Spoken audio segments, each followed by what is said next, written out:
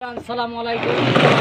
আমি উপস্থিত হয়েছি এখন বর্তমান যে ভাটার বিষয়ে আমি কথা বলছিলাম ফেসবুকে, ইউটিউবে, টিকটকে এবং কিছু চ্যানেলে।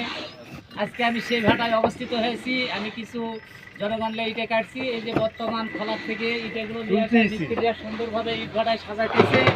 আপনাদের সুন্দর করে আমি ভিডিও করে দেখাচ্ছি। আর আসলে আপনারা জানেন আমি আসলে একটা অসহায় লোক।